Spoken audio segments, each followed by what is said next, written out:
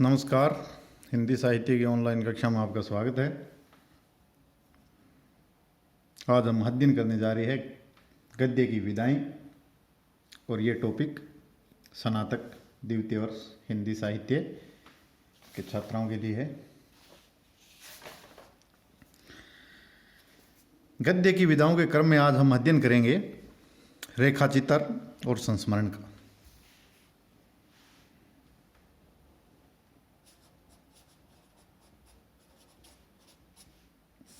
रेखाचित्र और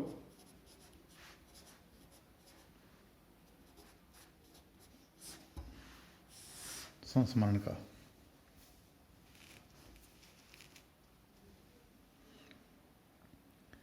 दोनों गद्य की नवीन विधाएं हैं। सबसे पहले लेते हैं अपने रेखाचित्र क्या होता है। रेखाचित्र किसी व्यक्ति, वस्तु, स्थान, घटना,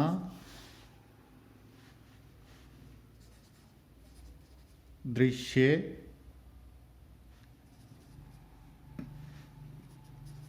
आदि का लेखक इस प्रकार वर्णन करता है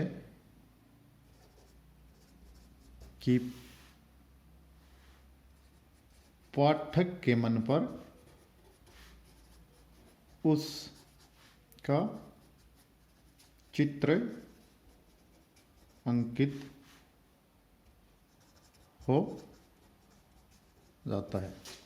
अर्थात शब्द की रेखाओं द्वारा कोई भी लेखक किसी भी घटना, किसी भी वस्तु, किसी भी स्थान, किसी भी व्यक्ति का इस प्रकार एक चित्र बनाता है, उसे पढ़ते समय ऐसी क्रमबद्धता होती है कि पाठक के मन पर उस व्यक्तित्व, घटना या वस्तु का जो भी चित्रण है, वर्णन है, वो सजीव अंकन हो जाता है। दूसरी होती है संस्मरण। ये भी एक विधा है गद्य की, जिसमें गद्य लिखा जाता है। संस्मरण जब लेखक अपने, जब कोई भी लेखक है वो अपने या किसी अन्य व्यक्ति के जीवन में बीती घटना या कोई भी दृश्य, घटना स्मृति के आधार पर उसका वर्णन करता है,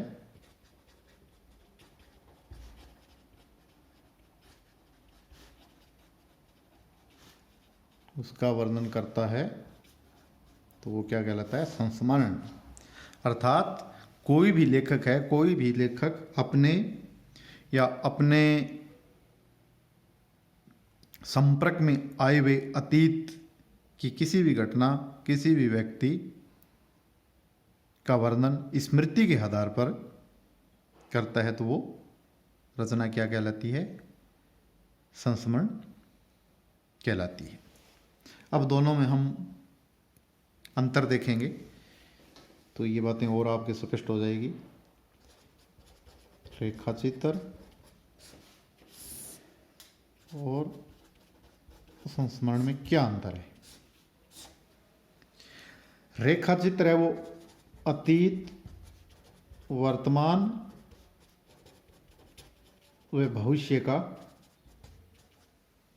हो सकता है, लेकिन संस्मरण है वो अतीत का ही होता है। अतीत में कोई भी बीती घटना जो कि स्मृति के आधार पर लेखक द्वारा वर्णित होती है, उसी का संस्मरण होता है। वर्तमान व भविष्य का संस्मरण नहीं होता।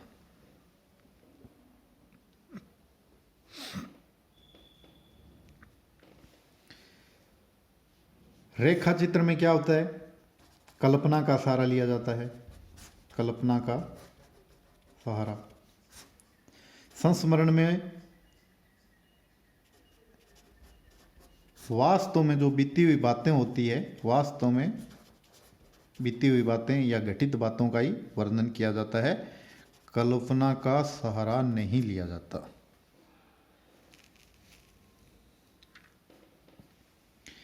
रेखा चित्र में लेखक किसी भी घटना, व्यक्ति इत्यादि का वर्णन तटस्थ भाव से करता है, लेकिन संस्मरण में लेखक का निजीपन बना रहता है, अर्थात किसी भी संस्मरण में लेखक का व्यक्तित्व परिलक्षित होता रहता है। संक्षिप्तता, संक्षिप्तता मतलब कंसाइज करके लिखना रेखा चित्र की विशेषता है, अर्थात रेखा चित्र को ज़्यादा विस्तार नहीं दिया जाता। और संस्मरण की विशेषता है विस्तार। इसमें लेखक अपने जीवन में आए हुए किसी भी व्यक्ति, वस्तु, स्थान का वर्णन, घटनाओं, प्रसंगों का विस्तार कर करके करता है। तो विस्तार संस्करण की क्या एक मुख्य विशेषता है। संस्मरण होता है वो क्या होता है? आत्मकथा, अर्थात यदि लेखक अपने बारे में लिख रहा है तो आत्मकथा, और किसी दूसरे के बारे में लिख रखा है तो जीवनी के निकट की रचना है। रेखा चित्र के उदाहरण देखो आप। महादेवी वर्मा अतीत के चलचित्र, जिसमें उनके मुख्य पात्र है जैसे गीसा, भाभी इत्यादि। राम वृक्ष बेनीपुर का है माटी की मूर्तें, माटी की मूर्तें, ये राम वृक्ष बेनीपुरी लेखक है इनके।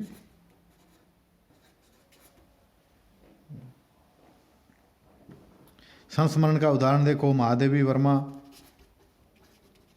के पथ के साथी, ये रचना संस्मरण का उदाहरण है। राहुल सांकृत्यायन की बचपन की स्मृतियां, राहुल सांकृत्यायन की बचपन की स्मृतियां, ये आपको उदाहरण देने हैं। तो आज हमने पढ़ा रेखा चित्र और संस्मरण,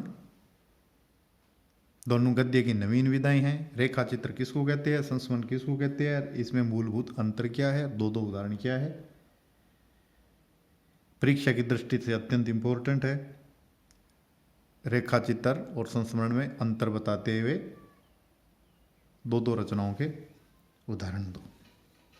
आज के लिए इतना ही, धन्यवाद।